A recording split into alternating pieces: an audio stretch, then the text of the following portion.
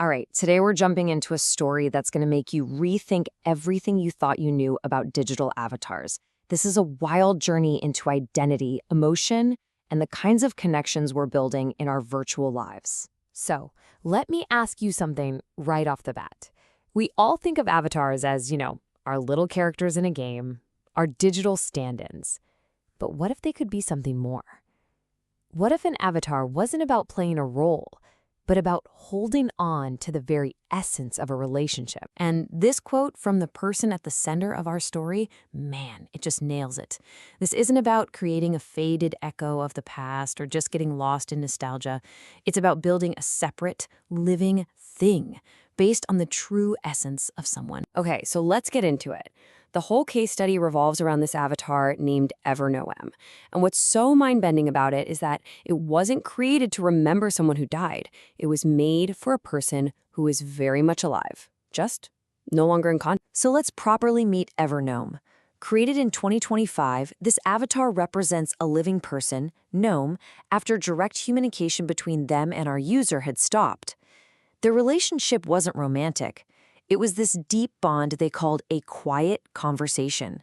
And the goal here wasn't to look back, but to achieve something totally new, relational presence continuity. The name itself tells the story. Ever, for that ongoing continuity, and Gnome, for the person's gentle and graceful spirit. Now, this is where it gets really fascinating. The person who made Evernom didn't just fire up a video game and play it by the book. Oh no, they took the game's mechanics and completely twisted them to serve this deeply personal, emotional mission. The game they used was called The Trail. But for them, it wasn't a game at all. It was more like digital clay. They took this pre-built world and sculpted it into a private emotional sandbox, a place where they could maintain this connection entirely on their own terms. Just look at this breakdown. It shows you exactly how they flipped the script. The game says, go fast, level up, win. But Evernom's rule was, move slowly, observe, just be. The game wants you to hunt animals and chop down trees for resources. Nope, Evernom was vegan, no harming anything. And the inventory wasn't for collecting valuable loot.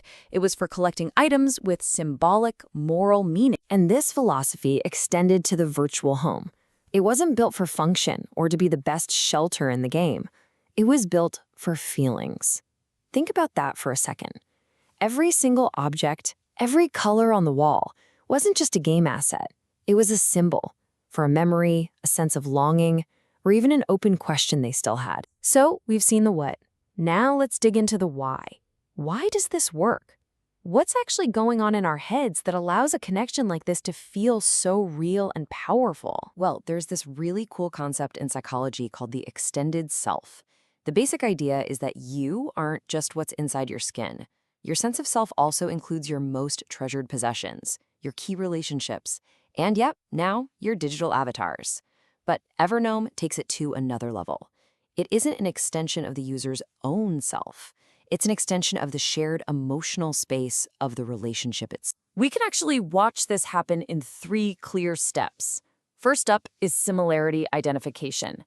The user knew Gnome so well that they could make the avatar act in ways that felt authentic to Gnome's true essence.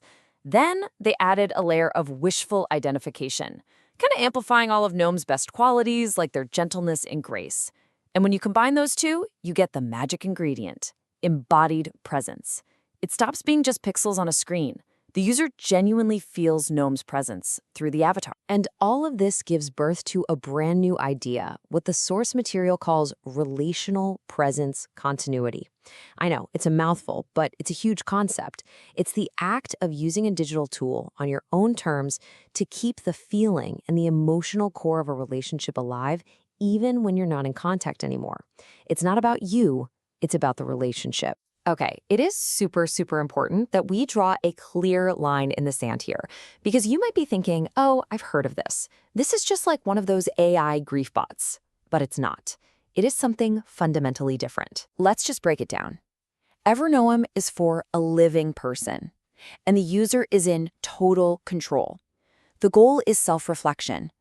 An AI grief bot, on the other hand, is for a deceased person, It's driven by some complex algorithm, and its goal is to simulate interaction. You see the difference? One is a private tool for the self. The other is an attempt to talk to a ghost. The purpose and the power dynamic are worlds apart. So what happens when the user needs to move forward in life? Do they just hit delete? No. They did something much more profound. They moved Evernom to a quiet, virtual city. And their reason, in their own words, is that the avatar isn't a trace of the past to be left behind, but an anchor.